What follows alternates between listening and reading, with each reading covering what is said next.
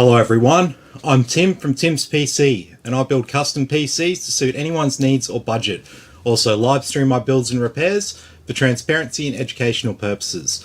So if you would like to get an awesome new PC you'd like to see get put together live, send me a message today. Alright, so tonight we're going to be building Ryan's PC. So Ryan's mad keen for this build. He's very excited. Him and another guy, Daniel, are just very keen. Daniel probably even more so.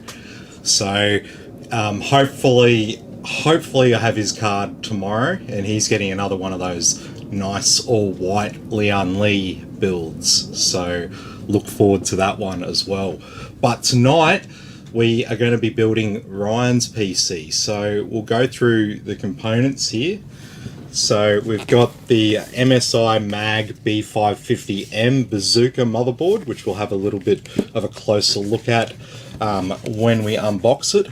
We've got a Ryzen 3600 CPU, so 6 cores and 12 threads. We're not actually going to be using the included Wraith Stealth cooler. We've got a Wraith Prism cooler here to go on it, which is a much better suited cooler for this CPU. Yeah, Ryan is very excited here tonight. So we've got the RTX 3060 for our graphics card here, so no worries there when it comes to running all the latest games. But we'll put this one down to the side for now because it's going to be the last component we install here tonight. We've got a Kingston NV1 500GB SSD. So the reason why this one's not in its original packaging is, if some of you might remember, a little while ago, about a week ago, I made a mistake and ordered the customer the wrong size NVMe SSD. I had a 500GB one and it was meant to be a 1TB one. And so this one here is the original. So it's only been used once, it's still brand new.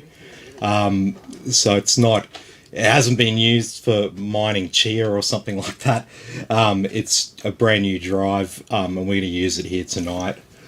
So we've got a gigabyte, what do they call this? The GCWB1733DI.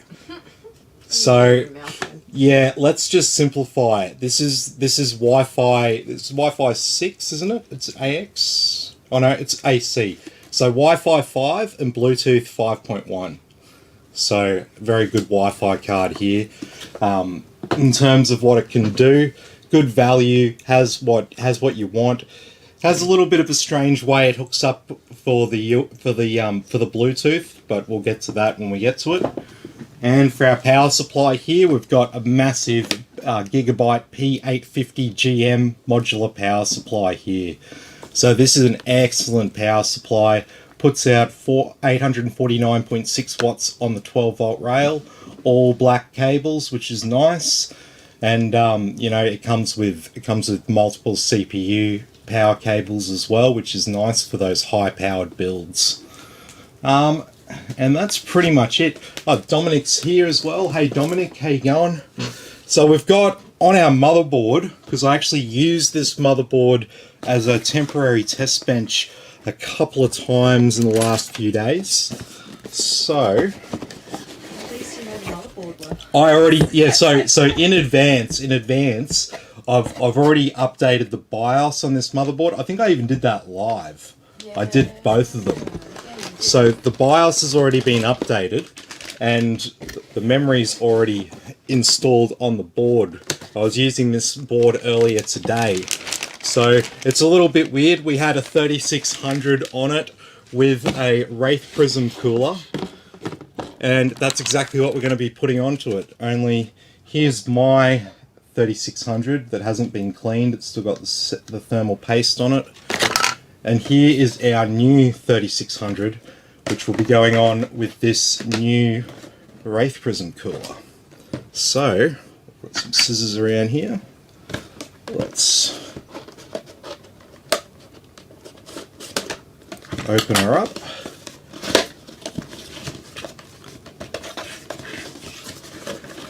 So,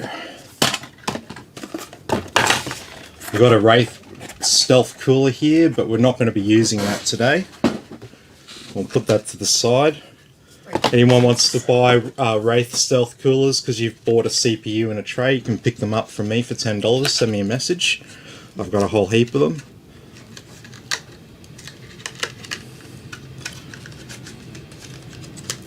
Alright, so let's not drop our CPU and bend the pins. Yeah, I was going to say don't bend the pins. Alright, so we'll put this in. And so yeah, like I said, we're not going to have any worries with BIOS compatibility or anything like that, because we have already updated to the latest version of BIOS on this motherboard. And our memory here is 16 gigabytes of Spectrix D41 3200 megahertz CL16 memory. So I've actually had pretty good success with this sort of memory. I've run it in my personal rig as well, and I can get up to 3800 megahertz still at CL16 on an overclock on this stuff. So really good memory for someone who wants to explore that kind of stuff. But before I get ahead of myself, because I already seen the RAM in the board, I wanted to start putting components in. We're going to go around this board and check it out. I know. I'm getting ahead of myself because I've already taken this board out, already put this memory in, and so I'm like, oh yeah, sweet, okay, let's put it together. All right. So on this motherboard here, we've got an 8. Let me start that one again. I started to burp while I was talking then. So at the top here, we've got an 8-pin CPU power connector here. So obviously going to power our CPU and all these associated systems here. So we've got a bit of heat shielding here, nice heat sink on our main MOSFET VRM setup, but some of these co-processors here don't have anything covering them, but it's not really a big deal unless we were running 12 or 16 pins of CPU power. So we've got, looks like reasonable quality chokes. Yeah, it's the same sort under that heat sink there. These are standard looking capacitors. Is there anything else to point out there? Not really, it's just a pretty ordinary setup around there. So we've got up here, we've got a CPU fan header here. There's no fan header over here, which is kind of nice. I don't like the little fan header in the corner there. It can be a pain in the ass to wire up. Got another fan header over here. This is designated as a pump fan. We've got a sneaky 5-volt RGB header up there. I don't mind that positioning there. It's a good spot to have it. We've got a sysfan 1 header here as well, so that's a total of 3 fan headers so far. We've got our ATX power connector here, fan header number 4. We've got USB Type-C front panel connections. We've got 4 SATAs on the side. We've also got a USB 3 on the side, which is good to see. We've got another 5-volt RGB header down here. We've got an independent LED switch. I believe this is for the LED on the motherboard. I believe it has LEDs on the motherboard. If it doesn't have LEDs on the motherboard, this will be like a switch that will, keep the RGB devices powered when you've got the computer turned off. I don't know why you'd want that, but anyway, it's a thing. What have we got down here? That will be our front panel connections there. We've got JFP2, which on an MSI board is for the speaker. We've got 2 USB 2.0s there. Looks like we've got COM port header. We've got some debug headers there. And JC1, that would be another COM port related debug header. Got another fan header, so fan header number 5 down here. We've got 12-volt RGB, actually 2 12-volt RGBs right next to each other. And obviously our front panel audio down here in the bottom corner. Now I've also got this other one, this 5-pin connection here. I actually looked this up because I was unsure of what it was, and these are CPU debug pins. So not really something that pretty much anyone ever has to worry about, myself included. So that brings us to the audio system on this motherboard. So we've got some decent looking insulated capacitors there. We've got our battery as well in the same area, and obviously the clear CMOS header, which is usually up with the battery on an MSI motherboard. And around the back, we've just got our audio, we've got gigabit Ethernet, we've got 4 USB 3.0s, 2 USB 2.0s, we've got PS2, we've got HDMI and DisplayPort, neither of which will be in use in this build. And we've also got a flash BIOS button there as well. And then the only other things to talk about on this board is everything here in the center. So we've got 2 M.2 slots here.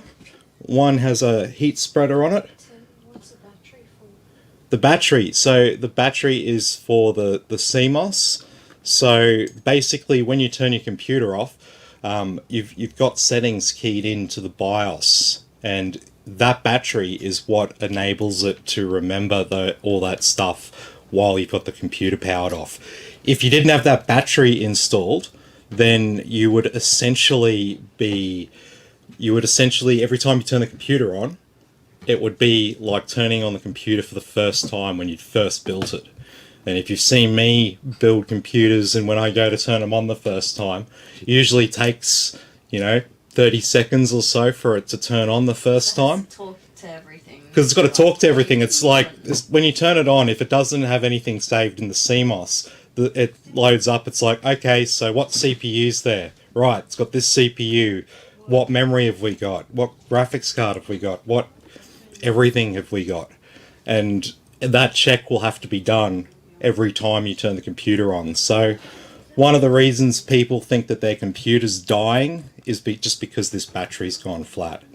And it takes ages to turn on, and they just go, oh, I need a new one, when really all they need is a little 2032 battery, and just to reset their BIOS settings.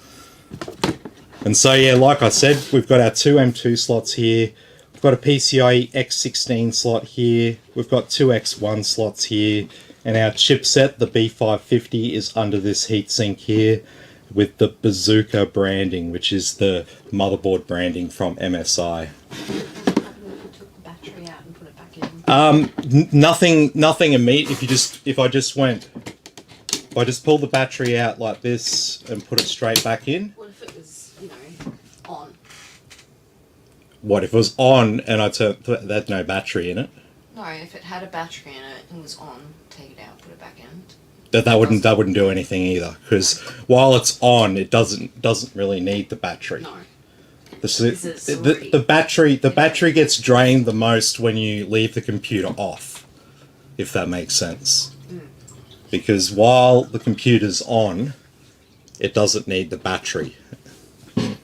So you can think of it like that. It needs that battery to remember. If I just pull it out quickly and put it straight back in, see these little things on the motherboard? These little water tower looking things? It's kind of what they are, right? These are called capacitors. And so these actually store electrical charge. So there are a couple of little capacitors around here next to this battery. I would say that one of them is likely linked to the CMOS. However, that battery could be there and the CMOS actually could be somewhere else on this motherboard. I'd have to look up a circuit diagram to find out exactly where it would be on this board. But essentially, there's a little capacitor there, and if I pull the battery out, it's going to remember the CMOS settings until that capacitor is drained of charge. Because this battery keeps the capacitor full, which keeps the CMOS in memory, if that makes sense. That makes sense. I've also shared the stream around. And it says, okay, makes sense. Awesome. Yeah, so yeah, that's what that battery kind of does. So it's one of those things that you don't really have to worry about it, but every sort of 3 to 5 years, it will go flat. and then it will cause problems with boot up and stuff. So anyway, we'll get our M.2 drive installed.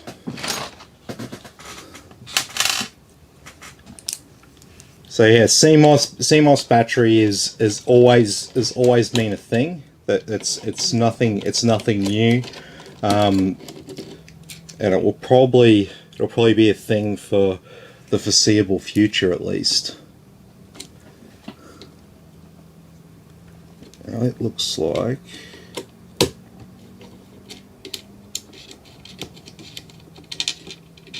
we don't actually need that offset there. Actually, we don't even need that on the motherboard.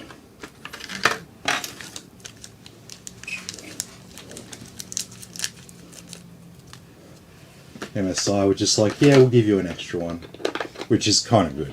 Yeah, because if you lose one. There we go. So I don't even need a screw because I've got a screw on the bottom of this. So we'll just peel that plastic layer off. And we can line up that first screw with the back of our drive.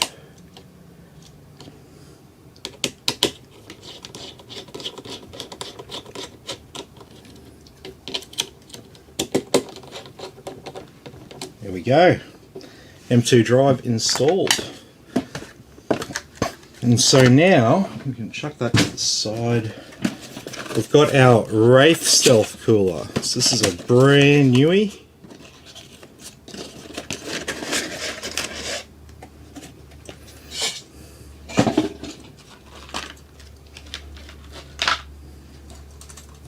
This comes with pre-applied thermal paste. So you can... Yep. Because why not? Look how lovely and shiny that is.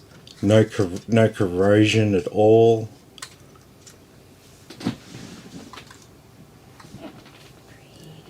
Not corrosion. Well, I guess it is corrosion. Copper, as many of you might know, gets like a green sort of gunky layer build up over it. Copper oxide, I believe.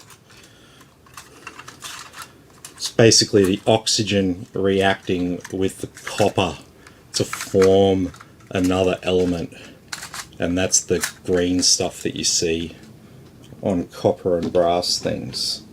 So we'll make sure that we mount this so that the AMD is the right way up. And so these are really easy to mount. You just hook one end on, push it down, get the other clip over, and there's just a little clip that you pull over, and it's now mounted to the motherboard. Very, very easy. And so we've got a couple of cables here. So we can either power our cooler with the Wraith Stealth cooler software, which is used with this USB cable, or we can not plug one in and it will just run on like a stock standard RGB pattern, or we can plug the 12 volt RGB connection in, and then we can control it with Dragon Center and Mystic Light on this motherboard. So I'm going to do this by default. Tim. Yeah. Reese says, "Go Tim, the magician." The magician? What am I doing that's magic?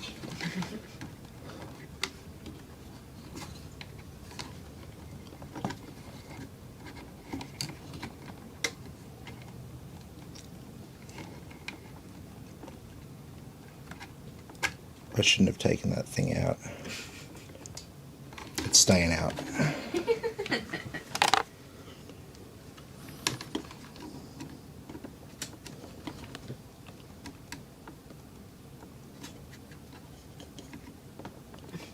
Tim.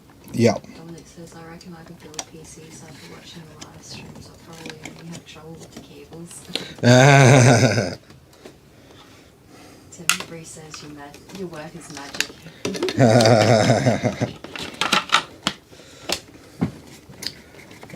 Okay, so we've got 12 volt RGB down the bottom. So we're probably going to route this cable just down and up to the top,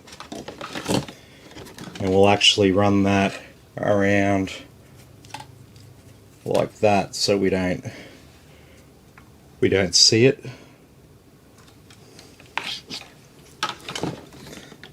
Sometimes it's tempting to, you know, you got these cables sitting here, you got the headers where they go on, it's tempted to plug them in and get ahead of yourself, but sometimes it's better just to, I'll plug in usually the CPU power, and that'll be about it.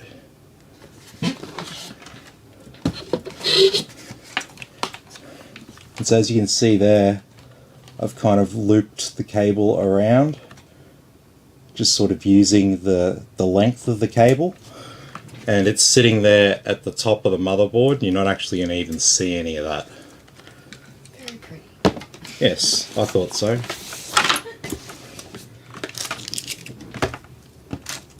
No, but it's little details like that that make it look really, really good at the end. And it's little things like that that'll make you feel satisfied with it. Alright. So we've got our motherboard prepped, we've got our cooler, we've got our memory, got our SSD. So we can now turn our attention to the case. So I'll put this down with our graphics card, because once again that'll be one of the last things that we install here. I don't think I did. So this is the Thermaltake Commander C35, I believe. It comes with two 200mm RGB fans here on the front. So, like one there. So massive amount of airflow in this case. No issues at all with, oh, is there enough airflow here? There is plenty of airflow. So you're not going to have any issues. We're not going to have any issues with this particular case overheating. It's really wide too. Ooh. Ew. What the fuck? It's like thermal paste all over it. Really? Yeah, look at that. I'll go get some paper towel. Get some towel. I'll be back. Oh, get this layer of plastic.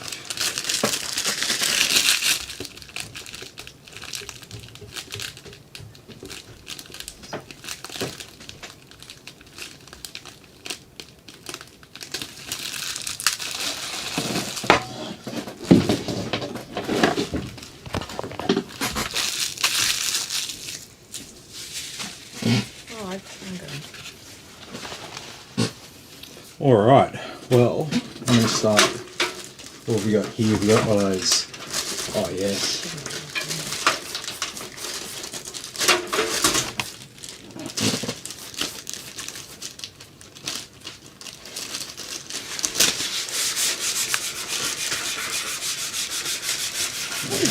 Where did that come from? I don't know.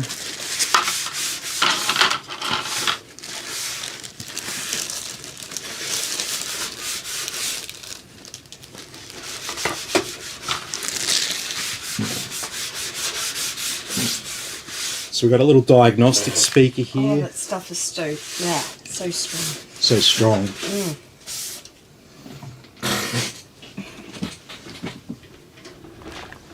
Why did I take that away from me? Oh, it's still there.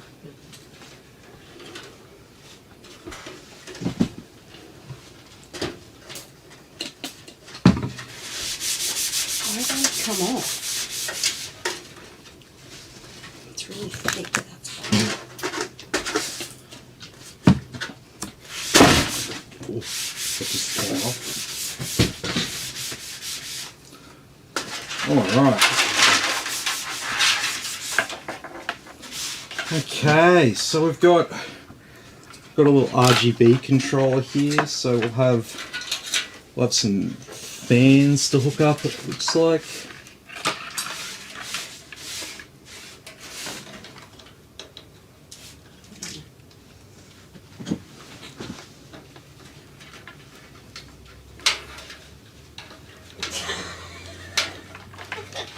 What?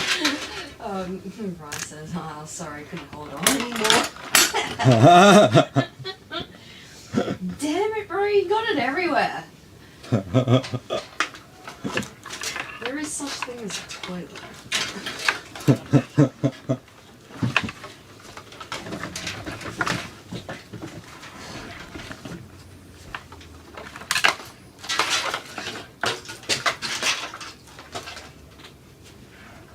All right. So we've just got the standard sort of inputs and outputs on here. We don't have USB-C. We do have front panel audio, USB 3, and our front panel connections there. Yeah. Ryan says needs paying better. Maybe you need lessons.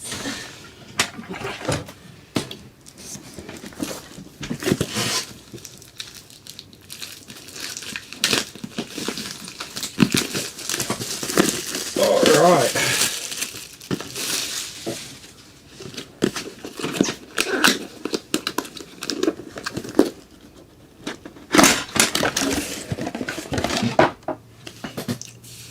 The only thing I could think of with that is this is the return case.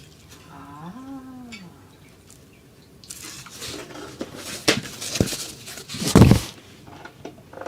That would make sense. And that's why it was boxed up like new.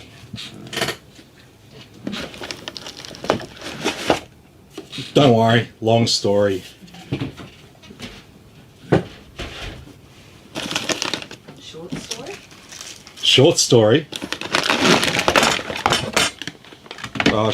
Short story, there was a problem with the RGB controller in the case, and then the case got sent back for warranty and then got returned, and yeah, it's been sitting there, and I'm like, yep, there'll be someone who will take it home one day. She'll go to a good home. Yes.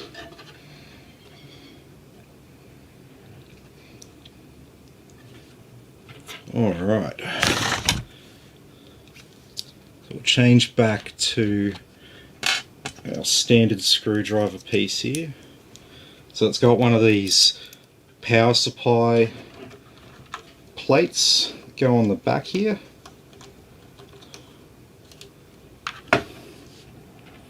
And for this, we're gonna mount it face up for this configuration.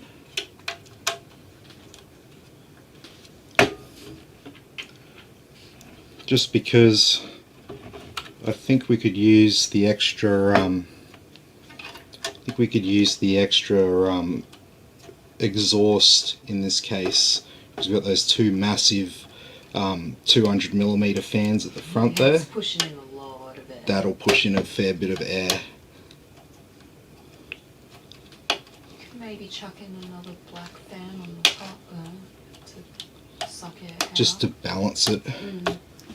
I reckon you should. Yeah. Yeah, we can totally do that.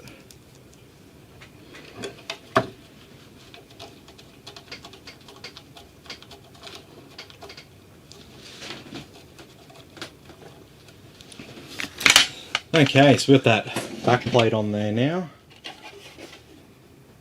And so now we've got our modular cables. Modular. What's that? My favourite, modular, because you can plug in what you need. Yeah. And you put away whatever you don't use. So we always need this one for our RTX power to the motherboard.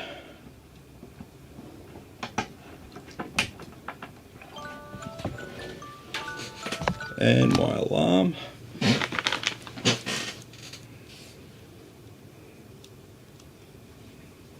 We definitely need CPU powered. We'll just need the one. And so these are directional cables, so make sure you plug them in the right way around. So you can see that this one's a solid 8 pins, doesn't break in half.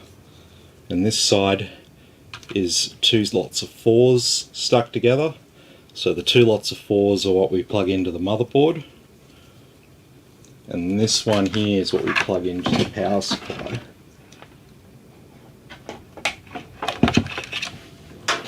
And then for our graphics card, once again, I believe we just have a single 8 pin.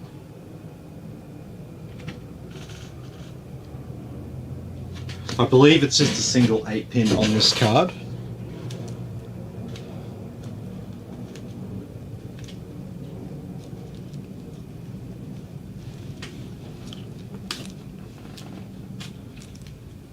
And so this one here with the 2 connections with the 6 plus 2, that's the one that goes into the graphics card, and this solid 8 pin piece is what you plug in to the power supply. And other than that, I'm pretty sure we've got a 1 terabyte hard drive to go in here. I think it might still be downstairs. But we'll plug in some SATA for that, and we also need some SATA for our RGB controller.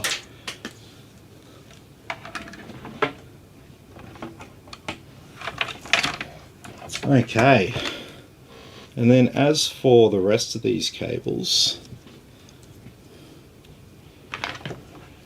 we might see if we can see if I can plug these in without them interfering too much with everything else.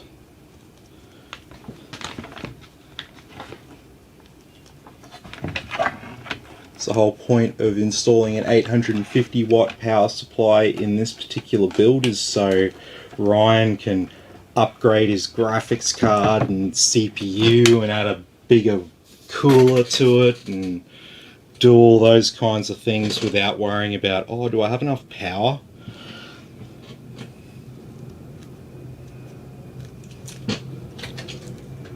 Because you've got a good high airflow case, so you can chuck some high-end parts in here. Oh, I've undone this one. That's okay.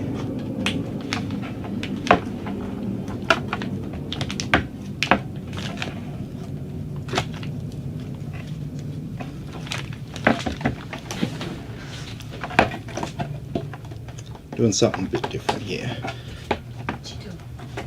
Oh, I'm just gonna, because we've got heaps of room under here, so I'm plugging all the cables into the power supply in this case. So I'm just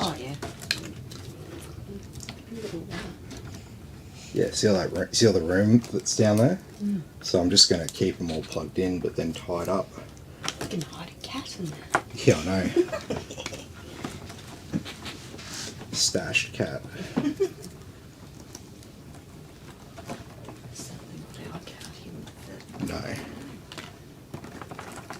No, we have a big cat.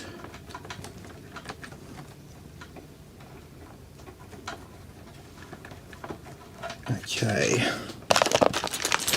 one big zip tie.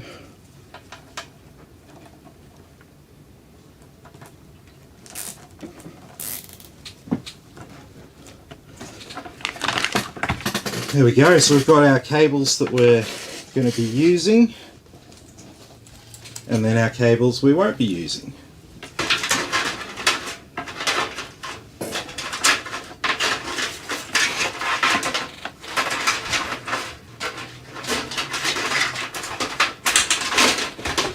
Alright, so like I said, we're going to be mounting face up in this case, just because we've got these massive fans at the front and only one little one there.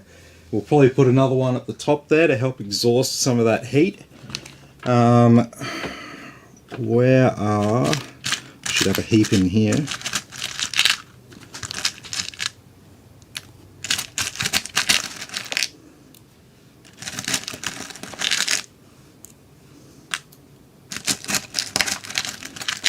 See, they say these like hard drive, sorry, not hard drive, power supply mounting trays are meant to make it easier.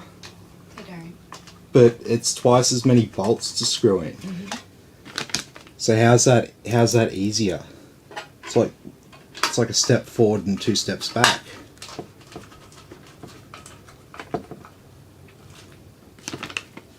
Is there a hard drive going in this kit?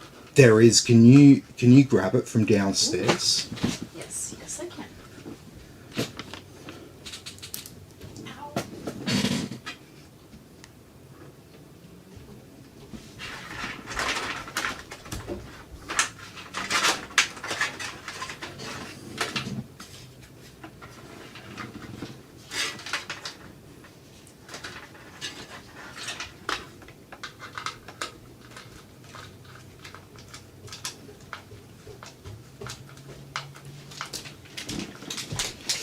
Tim does a really good job of, forgetting these things. Yeah, I know.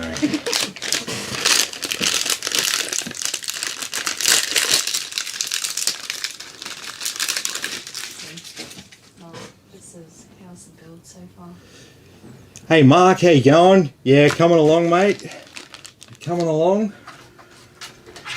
We actually don't have too much more to do from this stage because, Build wise. yeah, build wise.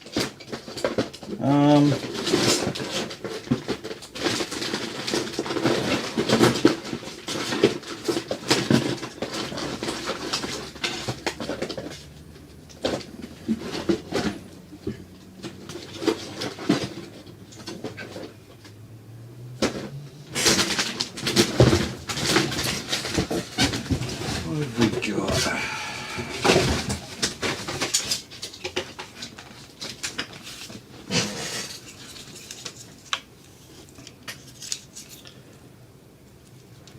I hate these things.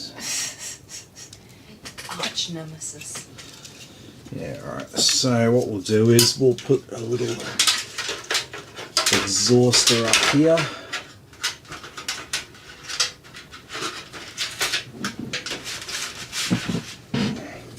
If you want to hold that, that would be awesome.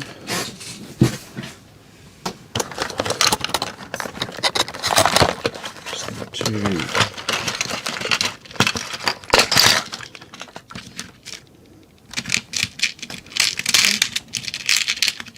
Tim. Yeah. Mark says cheers for helping out my brother with this. Nah, all good, man. Not a problem at all.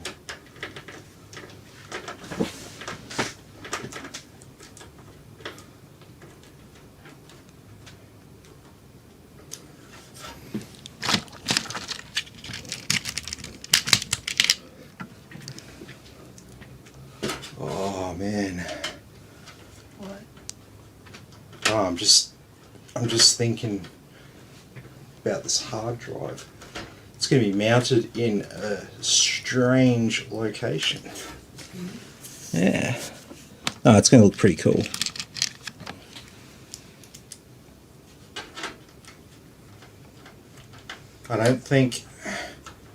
I literally don't think I've mounted a hard drive in this way live. It's kind of like, how my hard drives are mounted in my case? Yeah, it's kind of how we're mounting these. Oh, okay. Cool.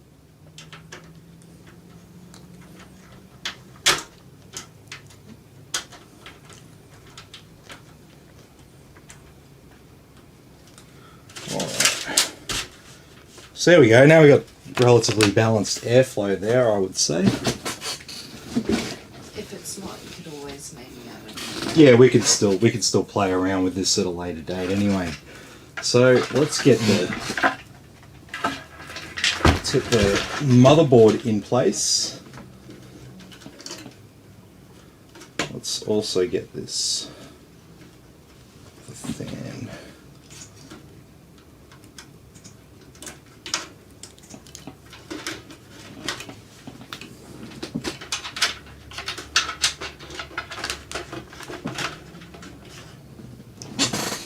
Oh, we will need our I/O shield.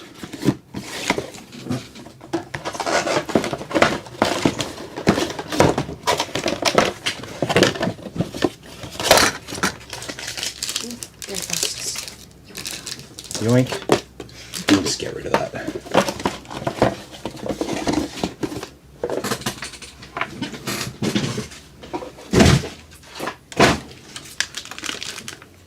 Is Ron one of those Gary Foster stickers?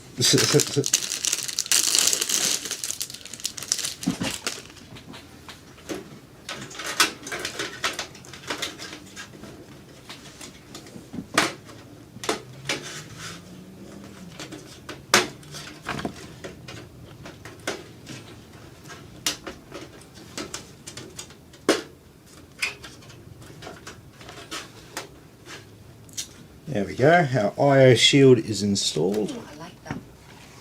I like how it's black and it actually matches the case. Really annoys me when it doesn't match the colour of the case. Well, we will have to make some slight adjustments here. So, change over to the right tool here.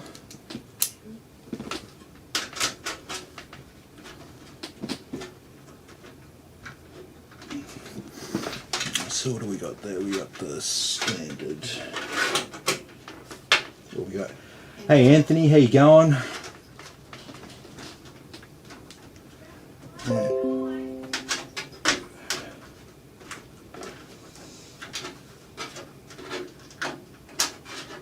And it's the small distance over here.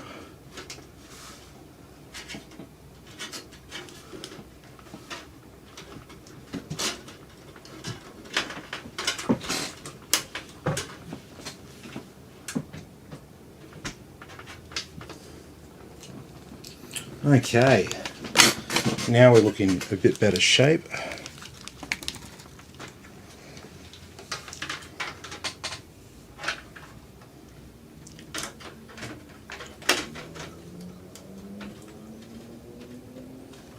Okay, it's looking pretty good.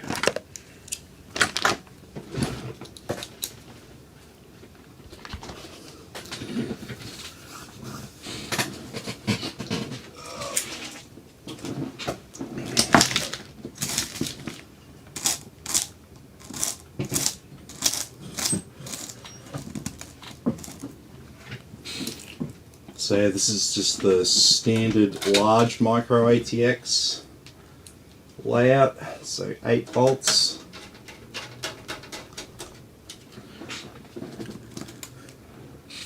Got all fine threaded screws on this case.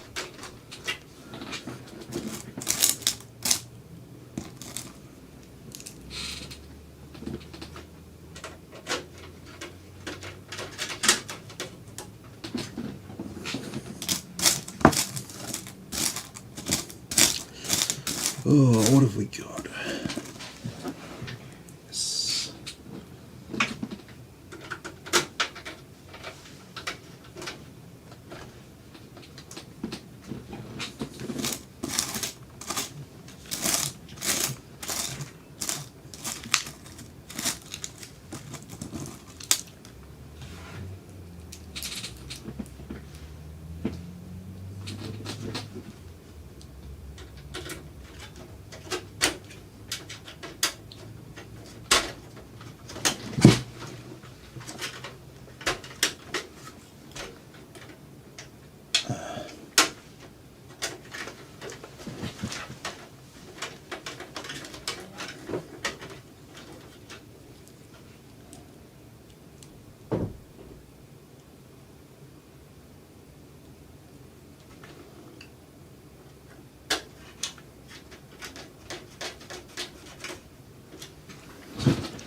Got to get them in on the right angle.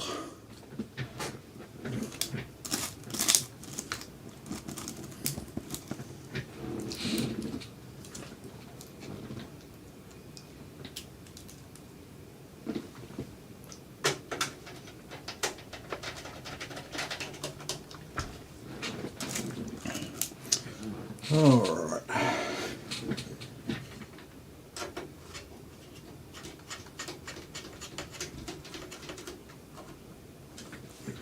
Last one.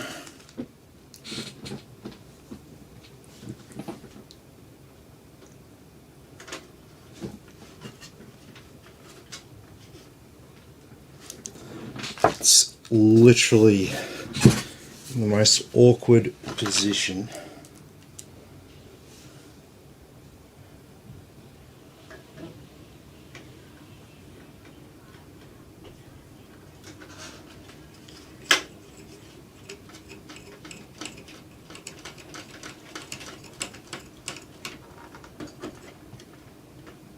Gotcha. There we go.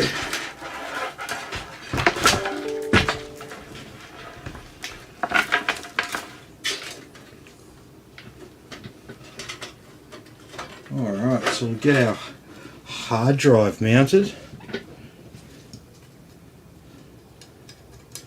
And so this is our hard drive mounting tray. It's just a bracket. And what we're going to do, don't drop the hard drive.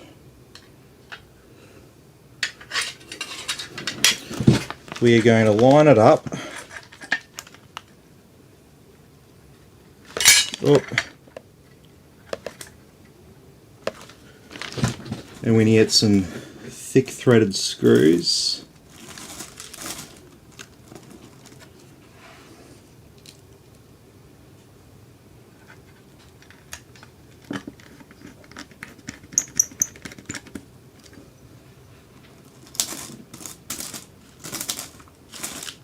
And those thick threaded screws will fit nicely in here.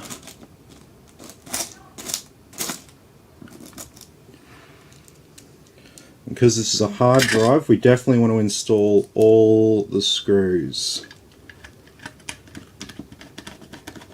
We want to make sure that the drive is definitely well secured. We don't want any vibration occurring. Because this is a mechanical hard drive, so mechanical hard drives have moving parts and as a result are more susceptible to wear and tear. Oh, that's too thick.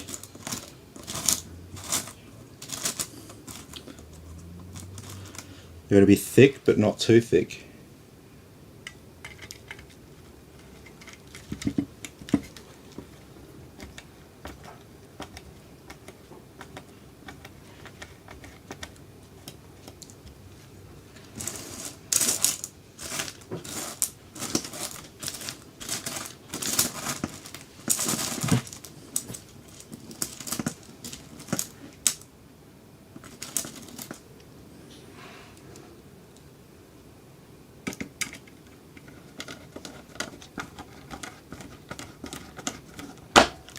There we go.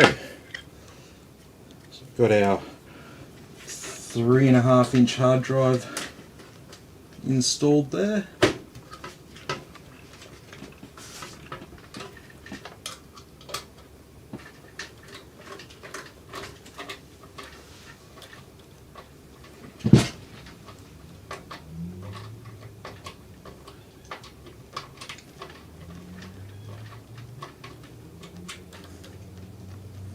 There we go. So there's our hard drive installed there in the upright position. We will require a SATA cable.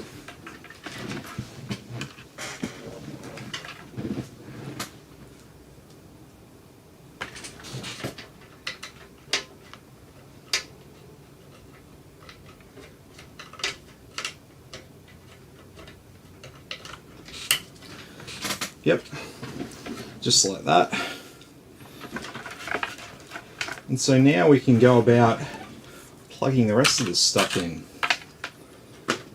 So we've got our USB 3, so let me feed that around here.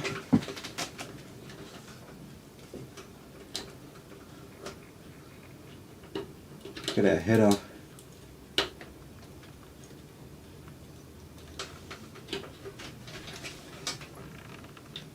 got a bent pin or something.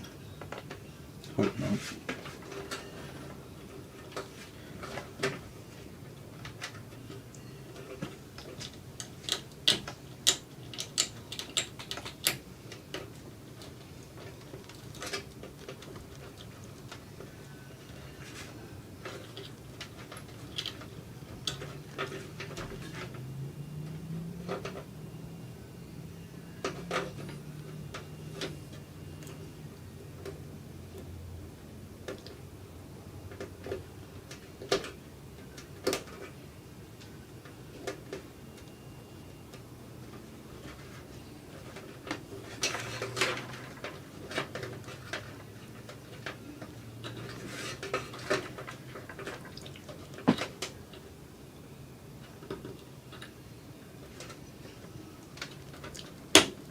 There we go.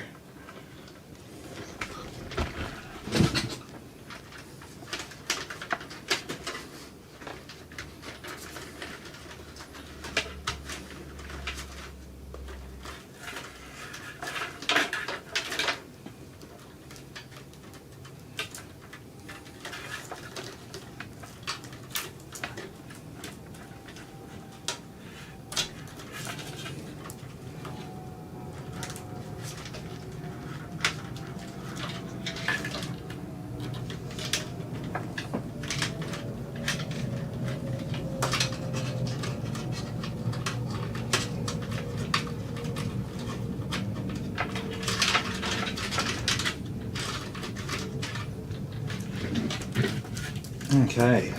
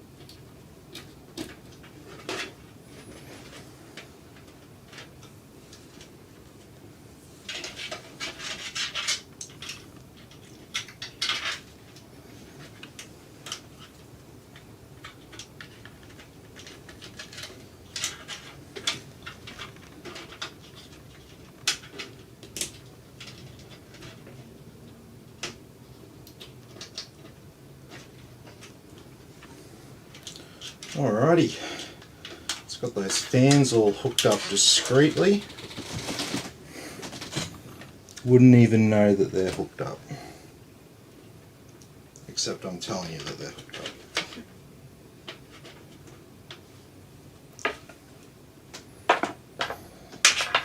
Okay, so we've got our front panel connections. So nice and easy once again. How will we route these?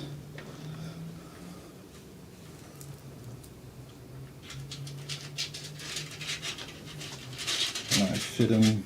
Yes, I can. Yes, yes.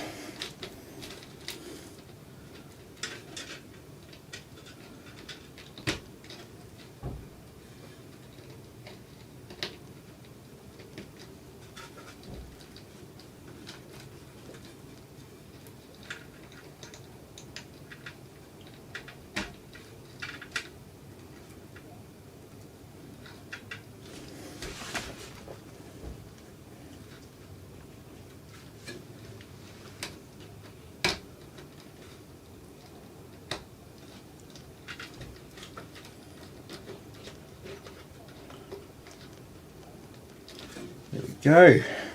Got our front panel connections in place. So now we can turn our attention to some power.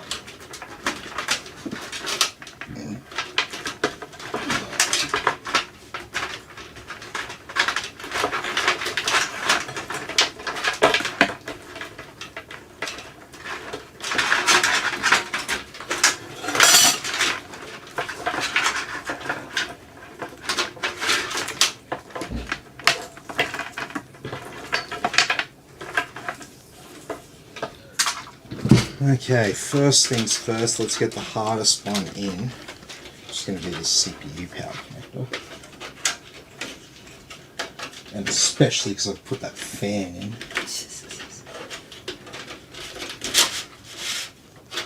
Oh, I'm totally loosening it. It's on rails. Oh, sweet. I will have to unplug it though. Oh no, wait, this is the... Yeah, sweet, no, I don't even have to unplug this. That one's tight fit.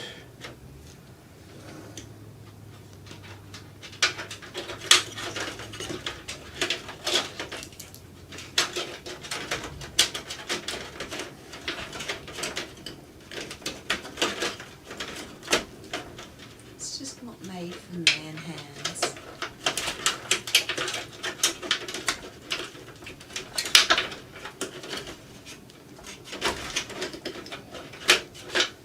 No, I'm taking this off. It's too frustrating.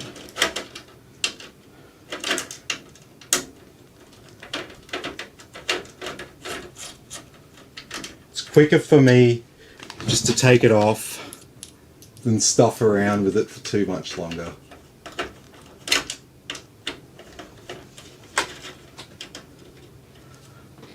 Luckily we're not top mounting a liquid cooler while we're installing the CPU power.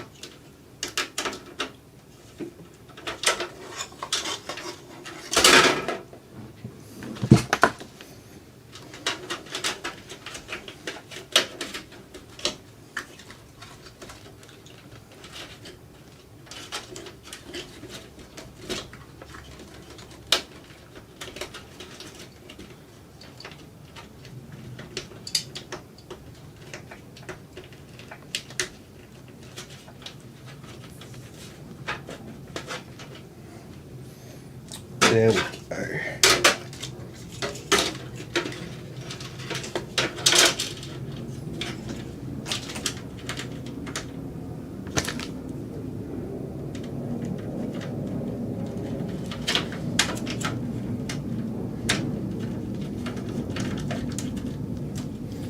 Sweet. The CPU power's in place. The build's done.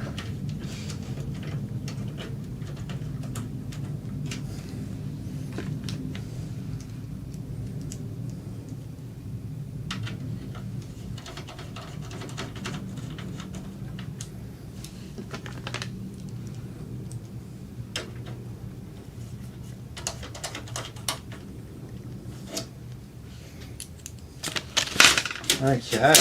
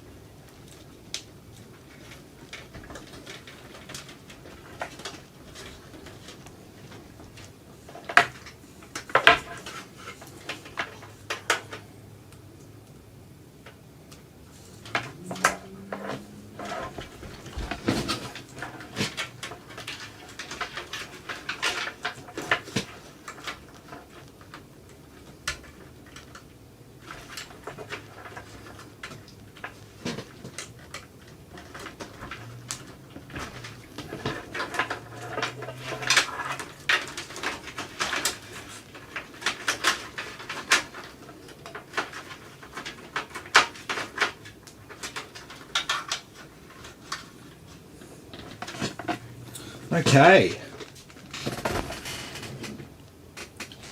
So we are left with our last parts of the build.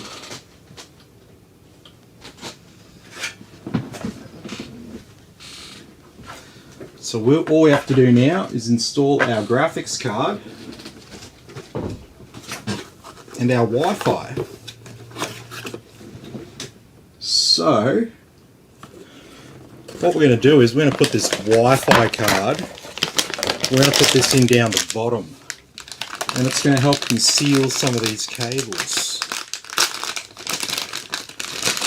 And while we're going to use this to conceal some cables, we're going to add some more cables to conceal.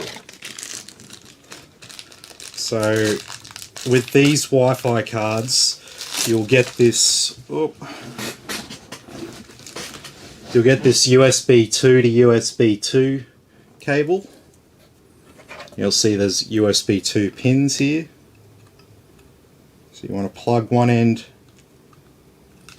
into your card,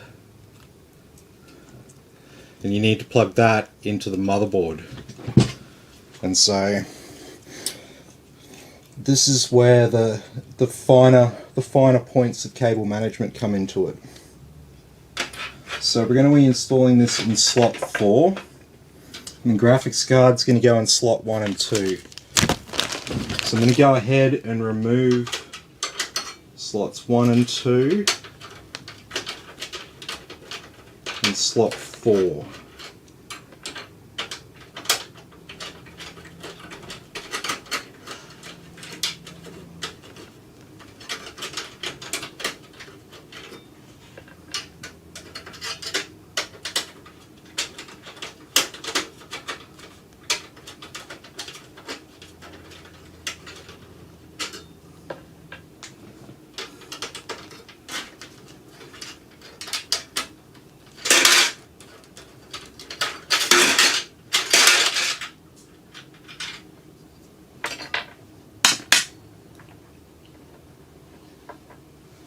Okay, so we got some blanking plates we can get out of the way there.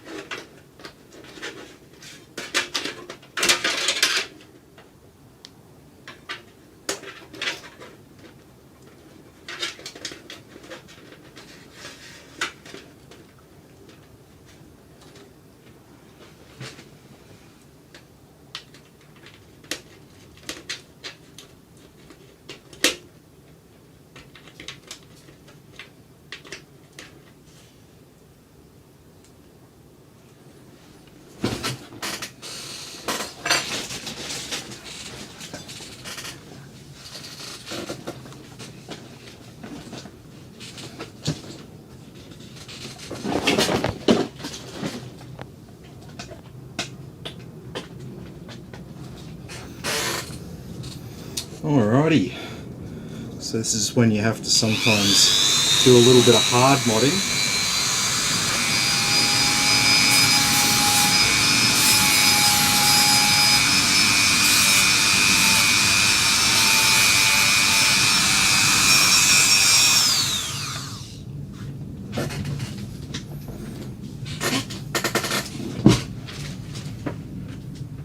Just shave that down. Then I should be able to feed it down underneath the motherboard. The hell were you just doing? I was just cutting this down to size so I could fit it underneath the motherboard. Okay.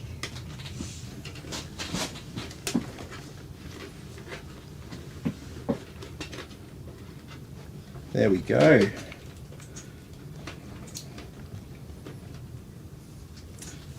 So that's looking pretty neat there. So we'll tie all these cables down so they're nice and flush. And that's how you install that cable without anyone noticing. And so now, main event time. Our graphics card. So hard to come by these days.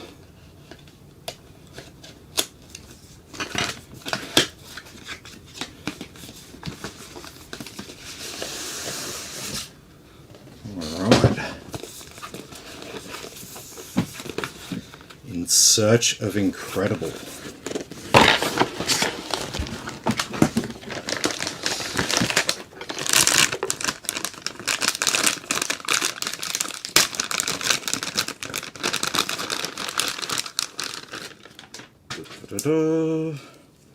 Here it is, our Asus Dual RTX 3060.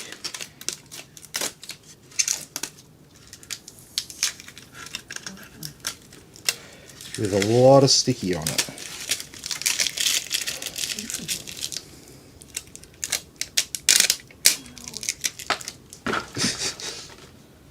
And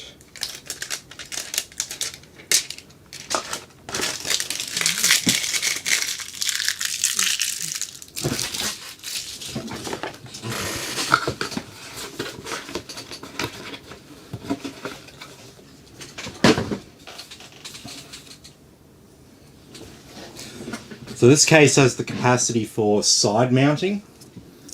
So I don't know if Ryan wants it, we can side mount it. The riser cable to allow you to mount it. So I'll show you what I'm talking about. You can mount it like that. So it's like on its side, like that. Or you can mount it in just in the standard position. But you need a $60 cable to do that. And it's just for looks, it's not for performance. So yeah, no, well you don't need it, man. You don't need it. You'd only do it if you liked that look. But you've got the option to do it there in the future if you want to, so that's an easy upgrade you can do yourself.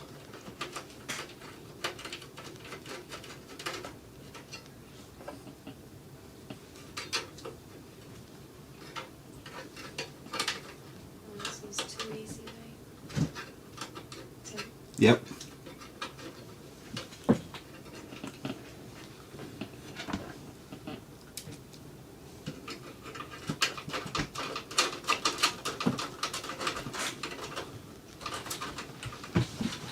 Alrighty.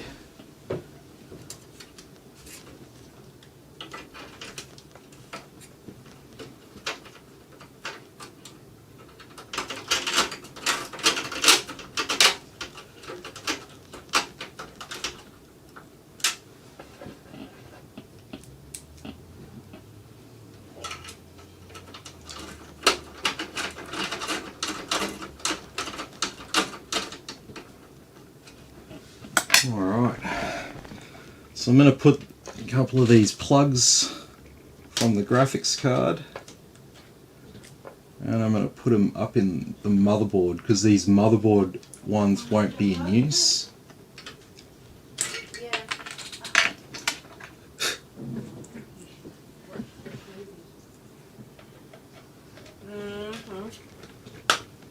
There we go. So we won't be using those display outputs off the motherboard because AMD don't have onboard graphics unless the CPU name ends in the letter G.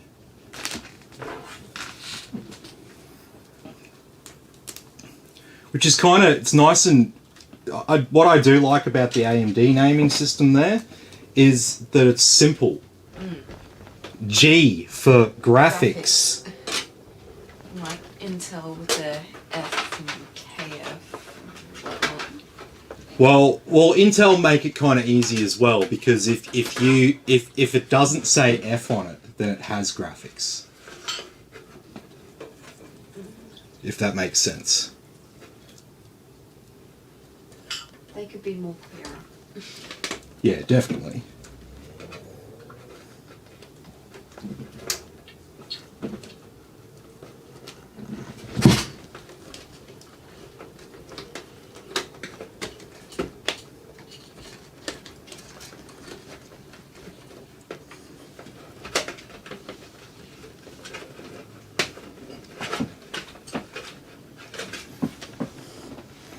There we go. Looking nice and tidy in there.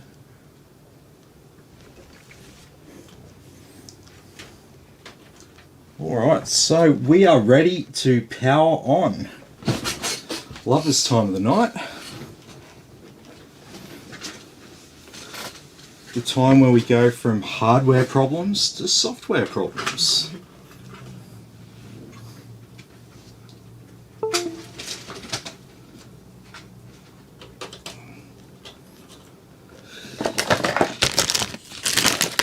And see, this is why I always bitch about the Asus antennas. This is the gigabyte budget one. And while I hate how it's covered in plastic for no reason, who cares if your plastic gets scratched? Have a cry.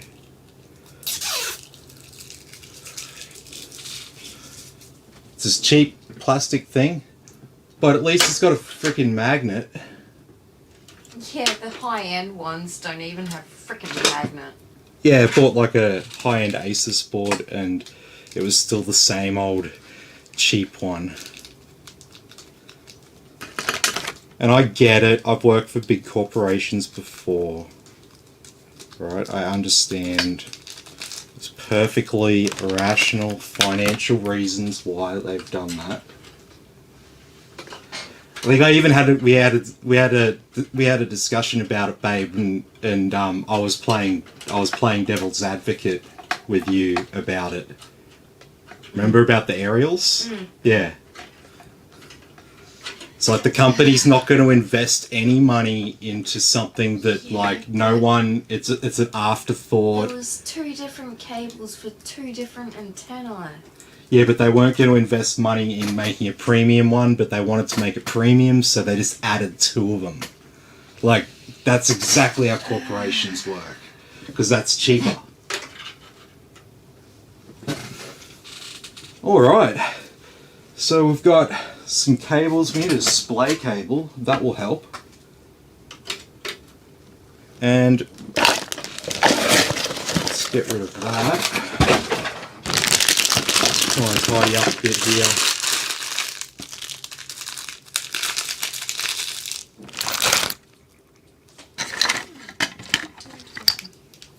Oh, sorry, I got the mouse.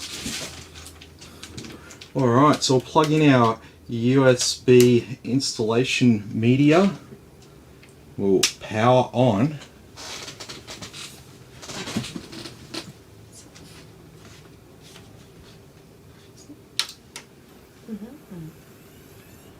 Yay! She's alive.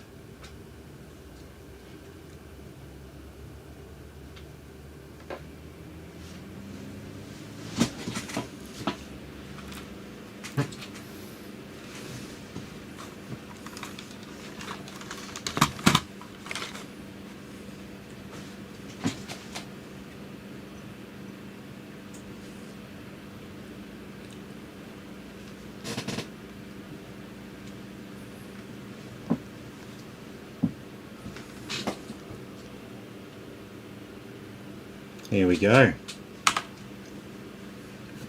So we'll go into setup now. So we're going to activate XMP profile 1. We're going to stay in AHCI mode. Just make sure our storage is showing up. Yep. So we've got our hard drive, but we haven't actually plugged that in yet. So we'll just put our XMP on.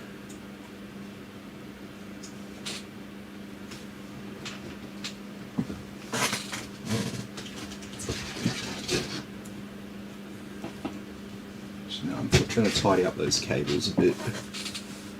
Let's get our Windows install going.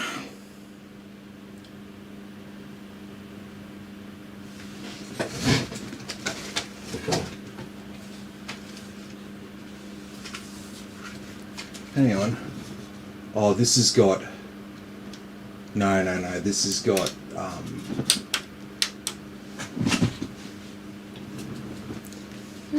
This has got the other Windows install.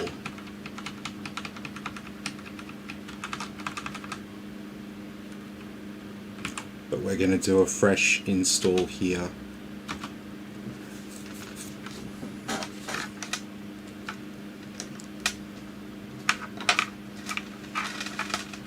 What's up?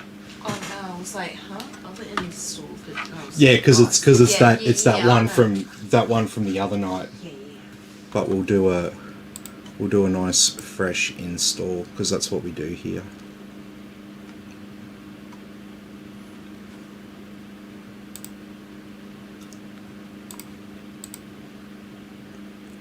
Okay, so when you're doing a fresh install of Windows and you've previously got Windows installed, it will show up like this. You just want to go and delete all of these partitions until you're left with drive 0 unallocated space. Just that, and then you click next, and then it will install Windows for you.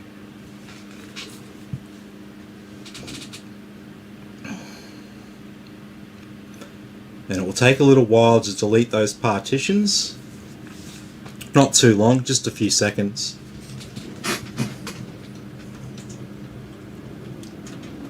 And then once that's done, you can then go ahead and connect your other SATA devices. So we're going to plug in that other hard drive there.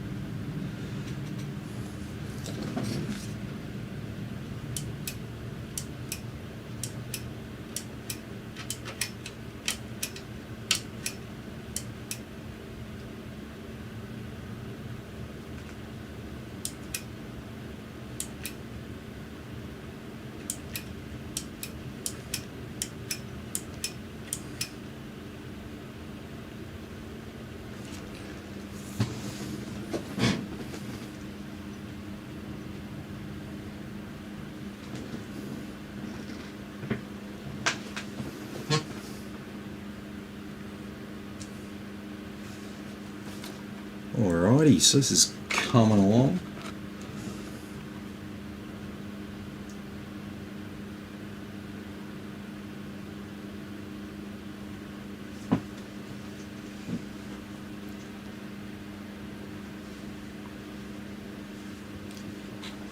And so yeah, we've got the obviously we've got the latest version of Windows on our USB, as it's one of the things that I always update.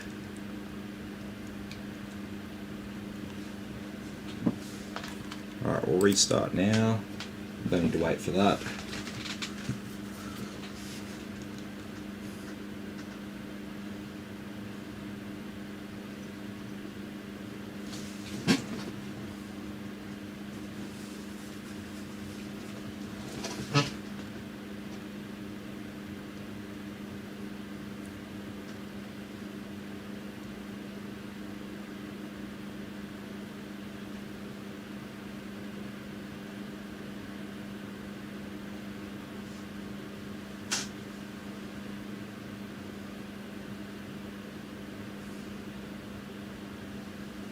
What's up?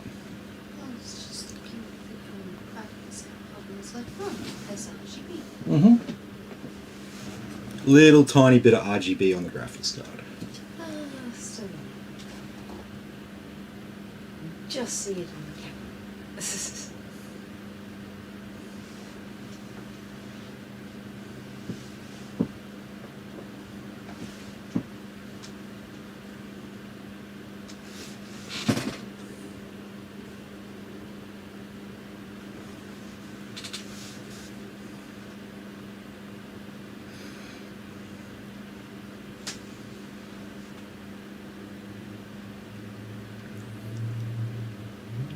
So yeah, that Wraith Prism cooler on the CPU is a much, much better choice for a Ryzen 3600 than the stock cooler that comes with it. Why did they include the stock cooler instead of this? Oh, because it's fine if you're just going to be using it for, like, playing Fortnite or something.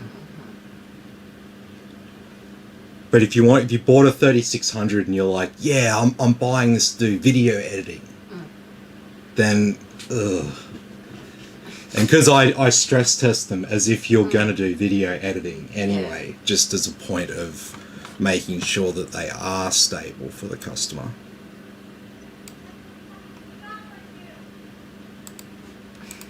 What's wrong with her? That's what I want to know.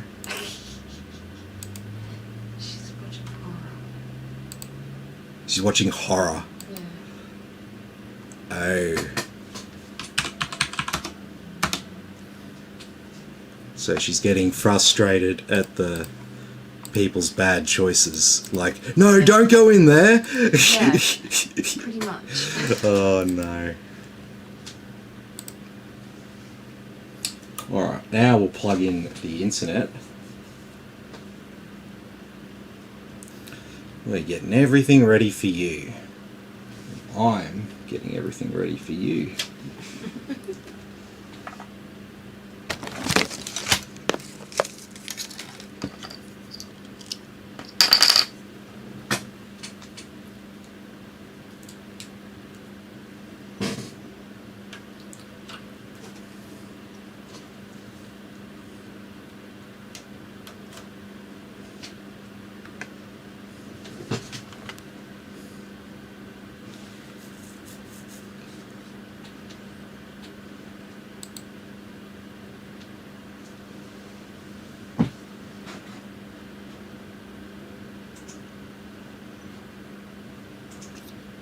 It won't take several minutes, don't worry.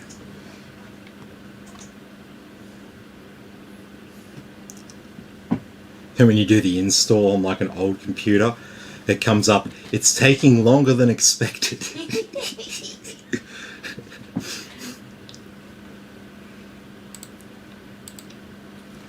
Okay.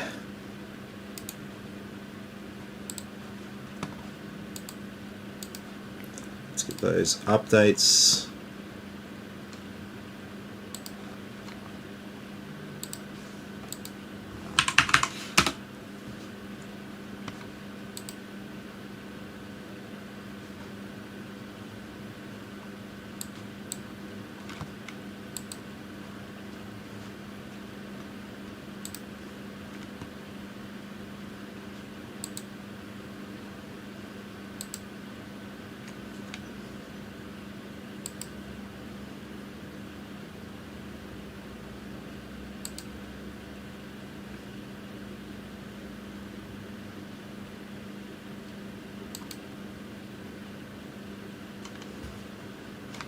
Okay, so that should do its thing there. Now we can do our thing here, so we'll put down some custom desktop icons to keep our desktop organized. We'll put down AMD Ryzen Master, which we will install. It's so weird, that issue we had with Ryzen Master the other night on that 5950X build.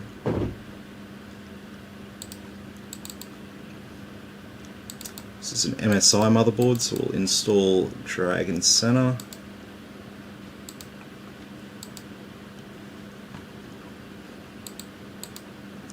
And we have a WD hard drive, so we'll install Acronis True Image for Western Digital.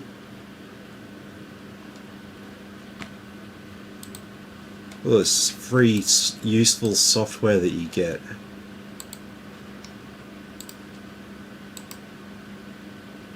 You don't need any of that. We'll get some basic apps. Oh.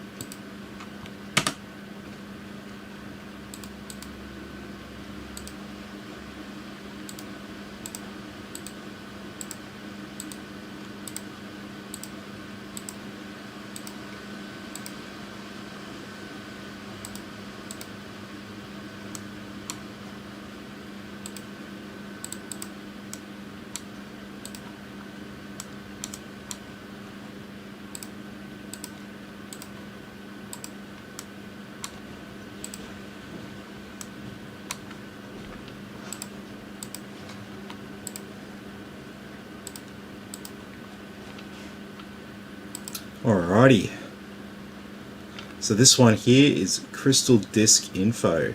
So if we have a look over here at our C drive, we can see that the power on hours is only 7 hours. So that's just the time that we built with it and did the drive cloning and all of that, and how long we've used it for now.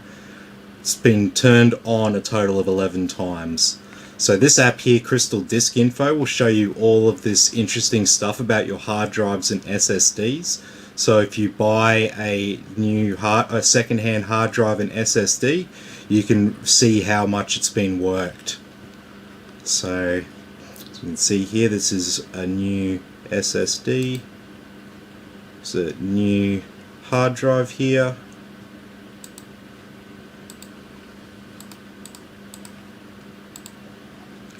Let's install Ryzen Master.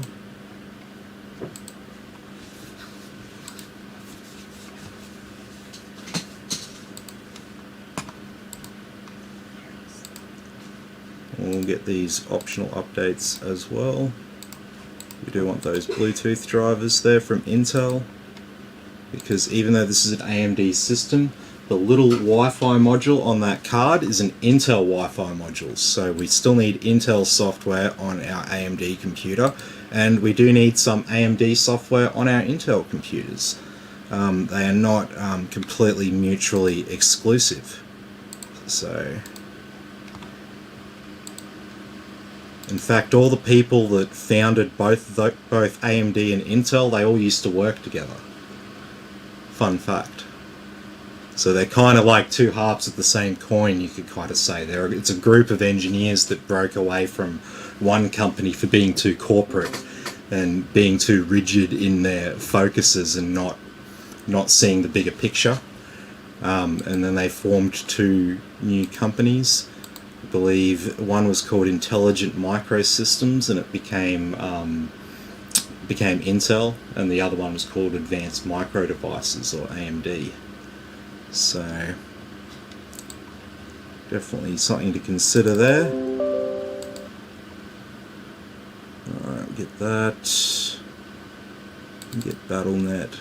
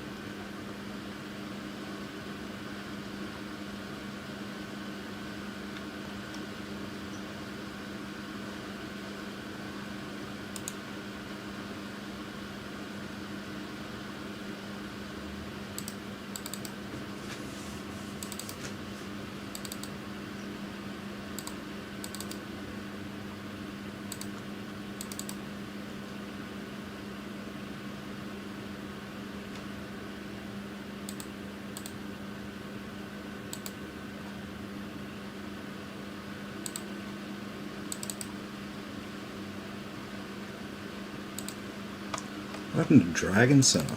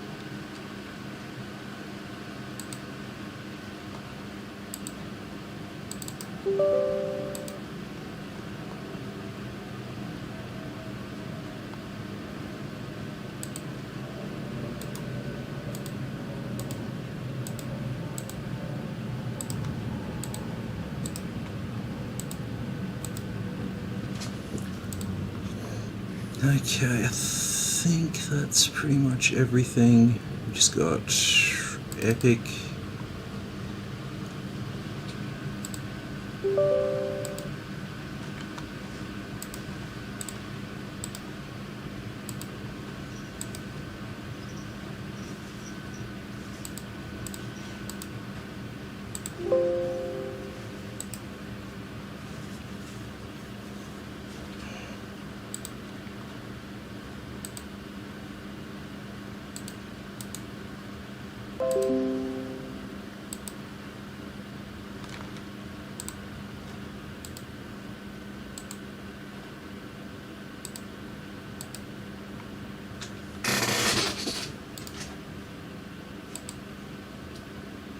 Alright, both of them failed.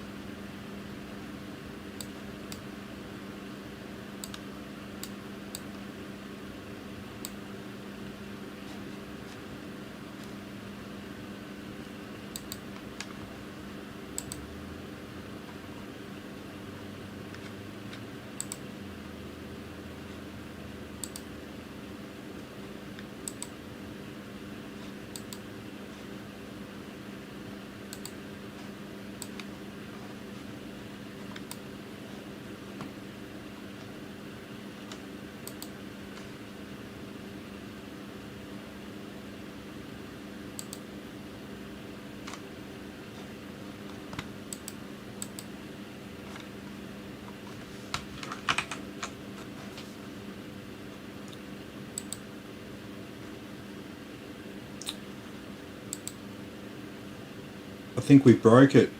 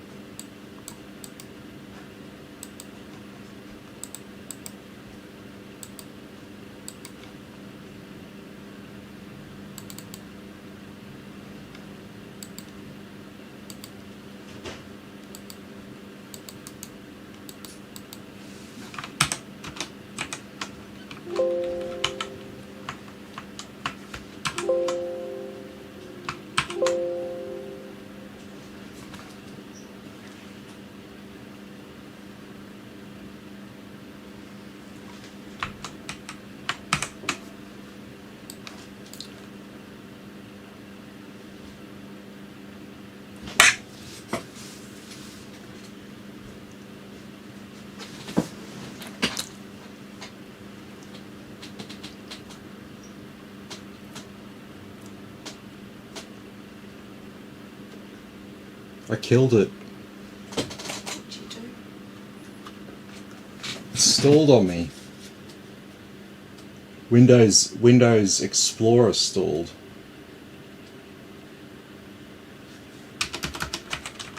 And it doesn't look like it's going to recover itself.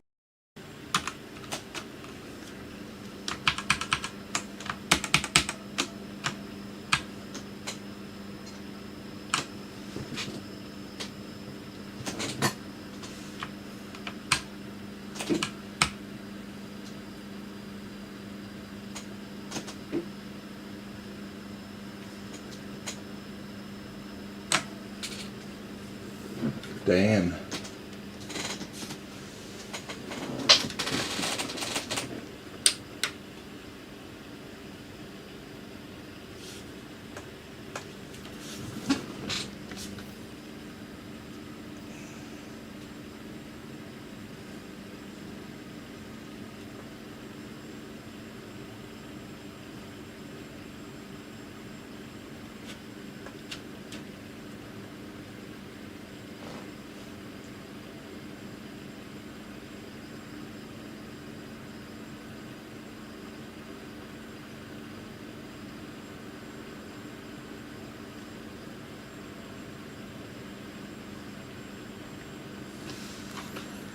Okay, well, let's not break it this time.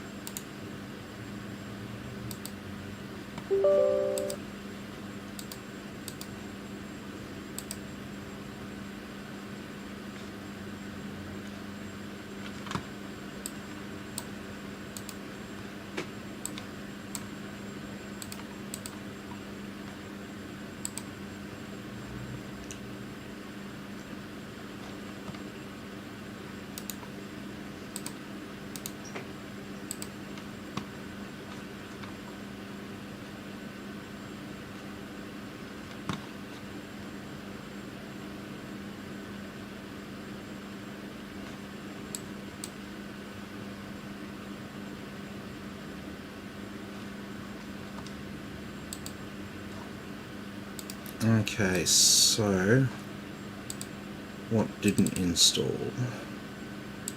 Don't think MSI Afterburner completely installed.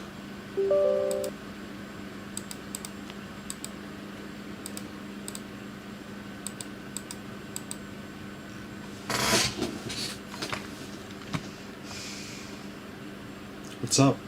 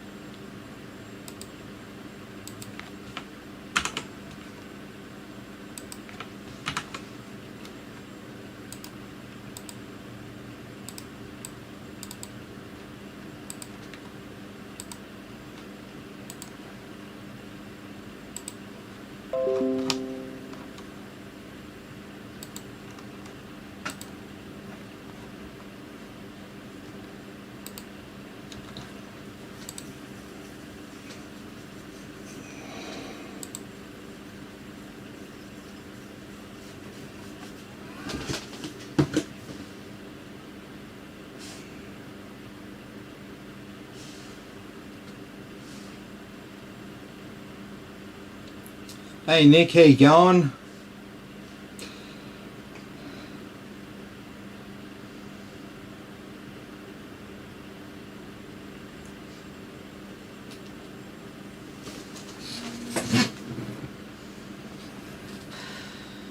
What's up?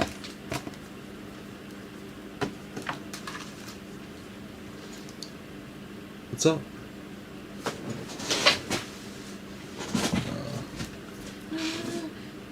It's okay. Oh. Just like.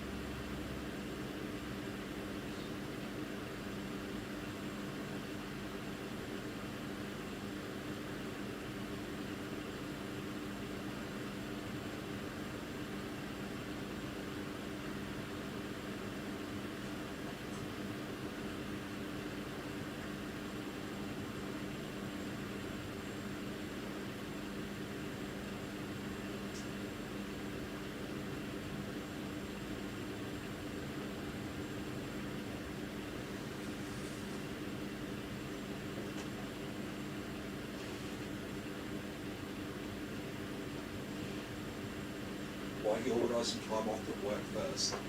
We'll go from there. Sorry about that. Christine's just trying to tempt me with a holiday.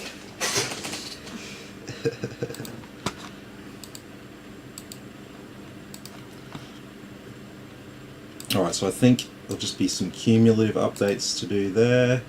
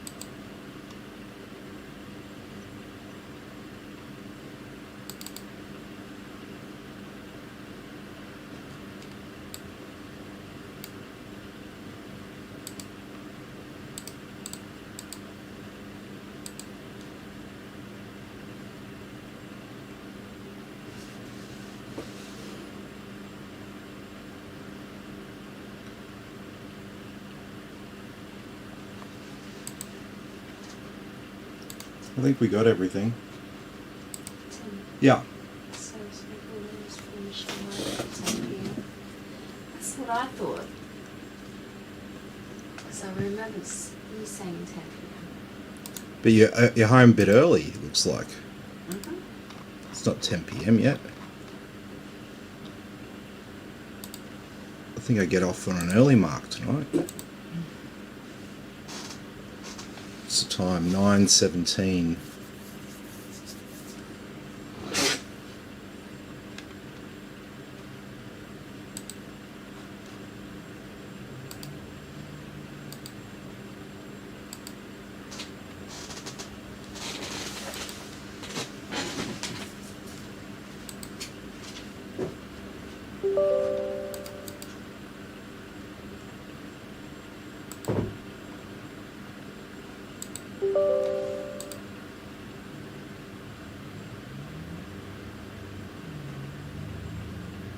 Yep, sweet.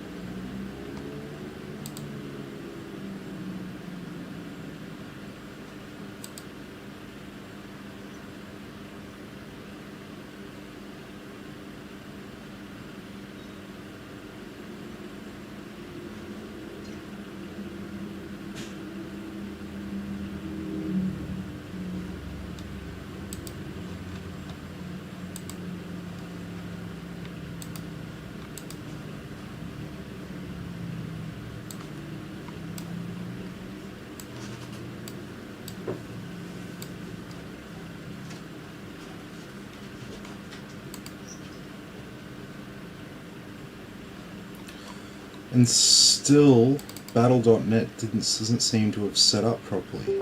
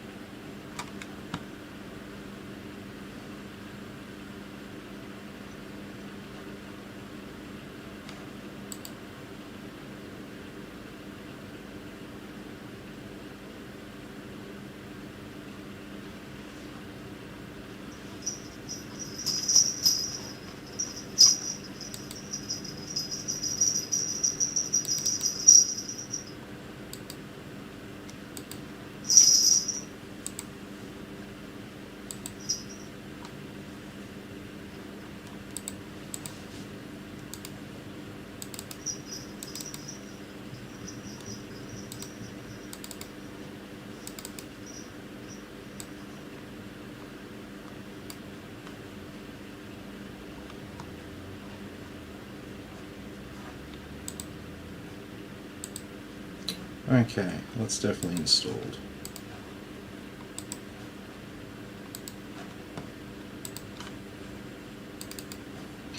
Okay, so we'll unplug my SSD there and we'll set up this new hard drive.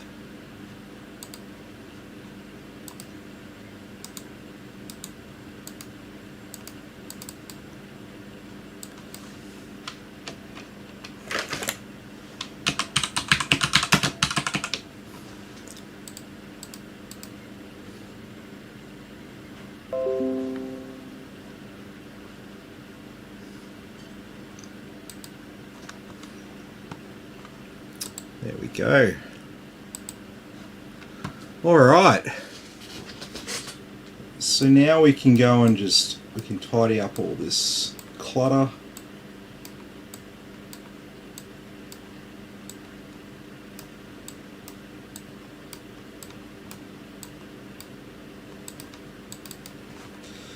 Alrighty.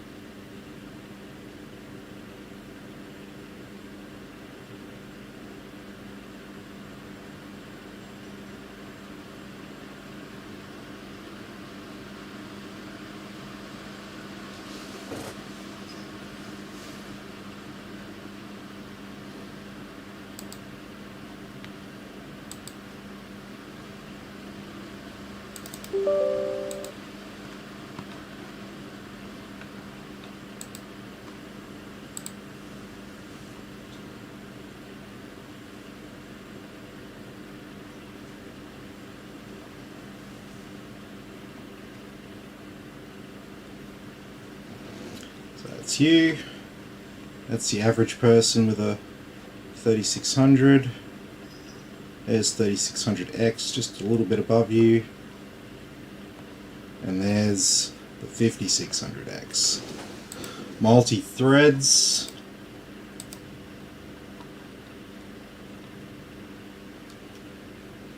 Just below the 3600X there. Above the average 3600. Then there's the 5600X by comparison. Alright. I'll let it run through some benchmarks for you.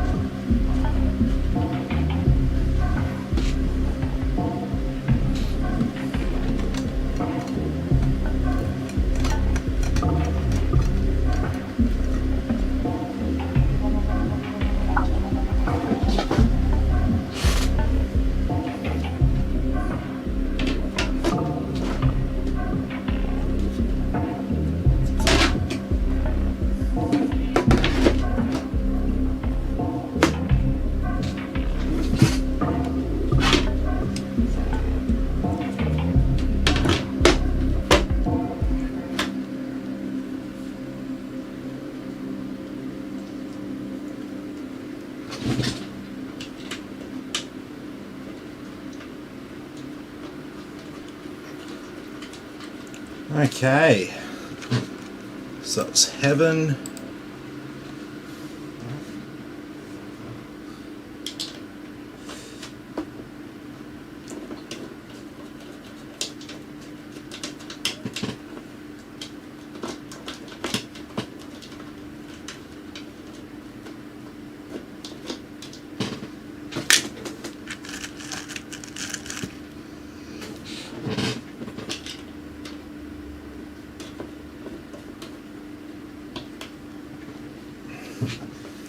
Awesome.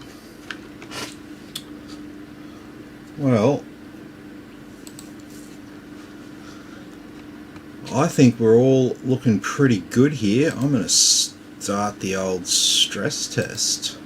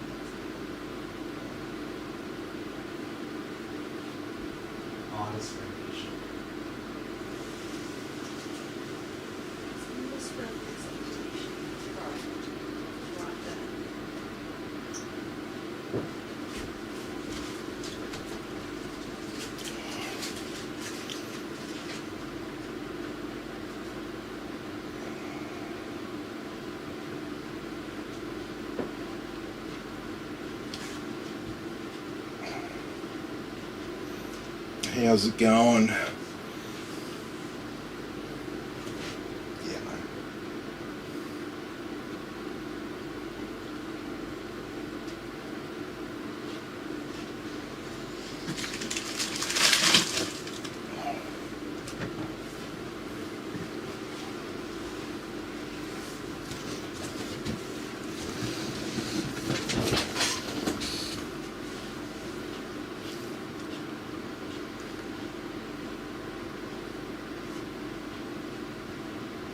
Oh, people can't even see the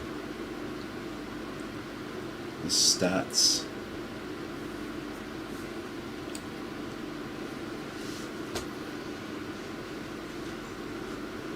See what I mean about 3600 and stock cooler, considering I've got a Wraith prison on it. It's still sitting at 88 degrees. I'm doing a video render test while we're running a game. So I mean, it'll pass my stress test with the Wraith prison, but a standard one won't without undervolting.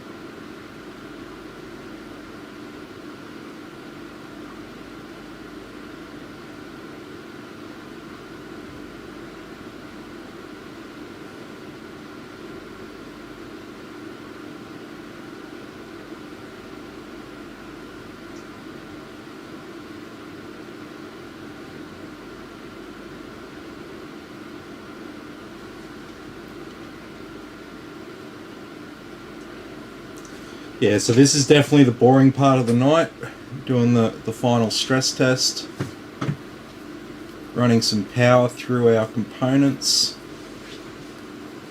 making sure nothing's going to fail, making sure nothing's getting too warm.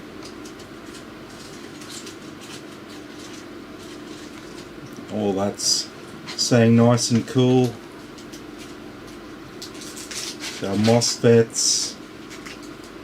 44C under load there, that's pretty good. CPU socket 56, chipset staying really cool. PCIe 1 is cool. Not sure where this random sys is meant to be, but 127C, I don't think that's right. I think that's a bit of an anomalous reading there. Considering it's now running at 42 degrees, I would dare say that that's not an accurate reading.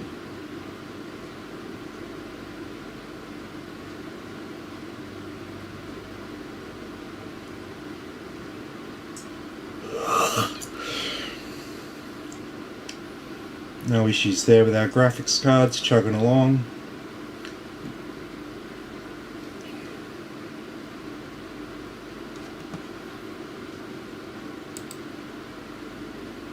Bluetooth, yep.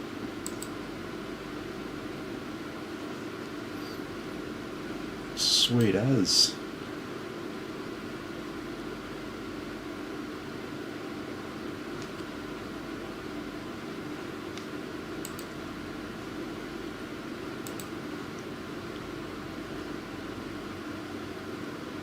So yeah, that's pretty much it. We've got both of our drives.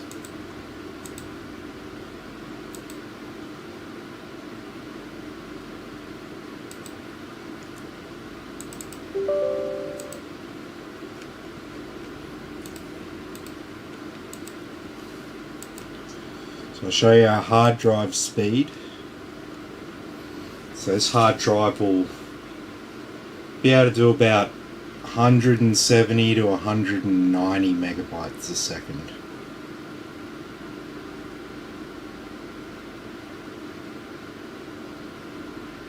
There you go.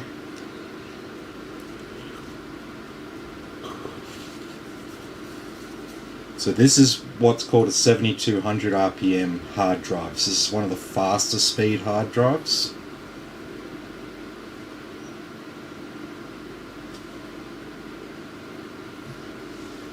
But it's nothing like our SSD.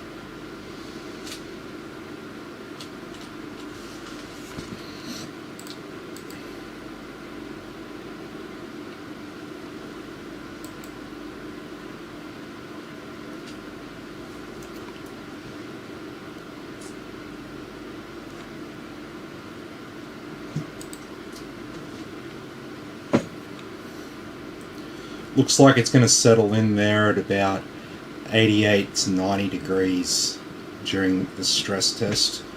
I haven't set the longer time on it, so it's about to stop. But I'll restart it and let it run through. But we probably finish up the video from now anyway.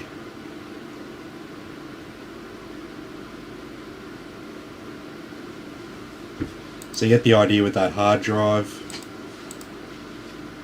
We have a look at our SSD by comparison.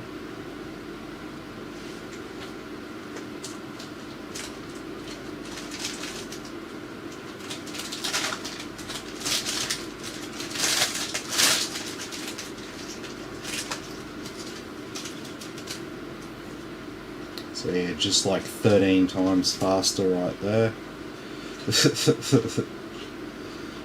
It's not even comparable.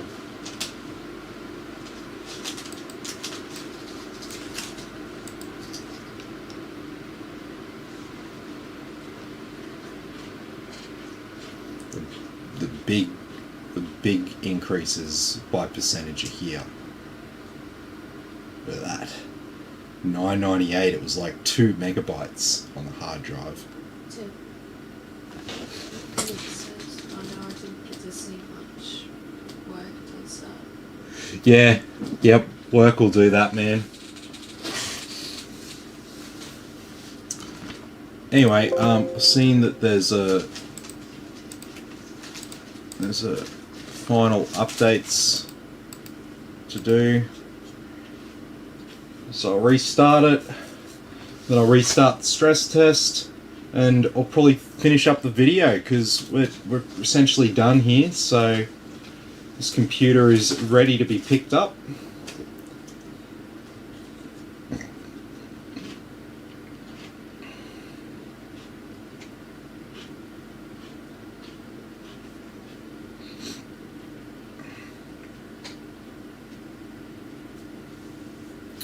That's Ryan said.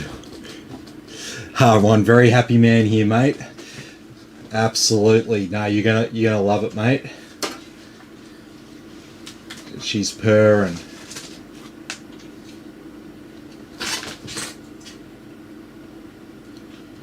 And then yeah, hopefully tomorrow we can do Daniel's PC. Daniel's been hanging out for ages. He made his first payment probably nearly a month ago. And then he was able to make the last payment last week, so I ordered him a graphics card and it's getting here ASAP. And then I got someone else, there's another one. There's another one, I can't think of whose PC it is.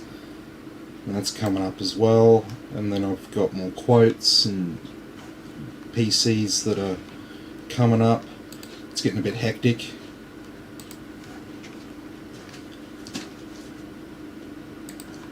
Alright, let's turn off all these things that want to open up automatically with Windows. Let's get rid of all that. I hate all that stuff.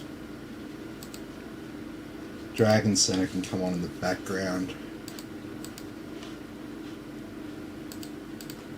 I don't know if they use OneDrive.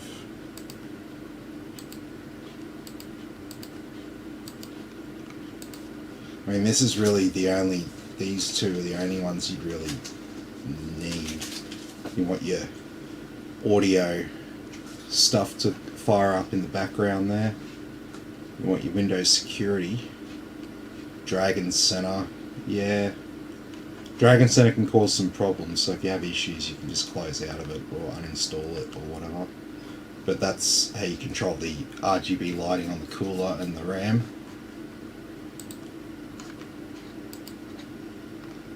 Yeah. It's like this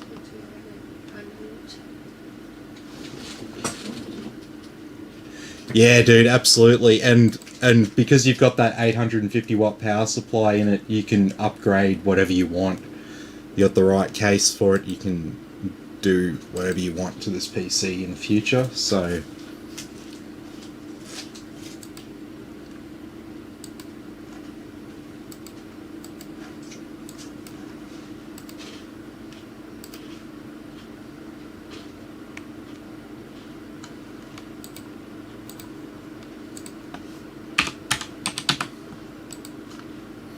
I'll do a 90-minute stress test.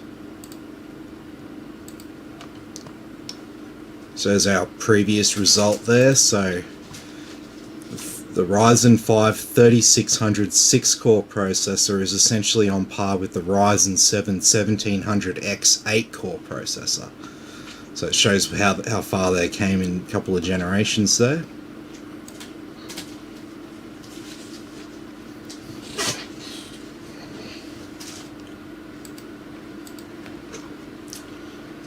Alrighty.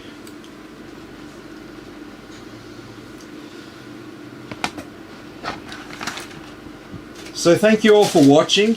I hope you enjoyed tonight's video. And I guess with a bit of luck, we'll be back tomorrow with one of those all-white PC builds that everyone loves. So that's always a bit of fun.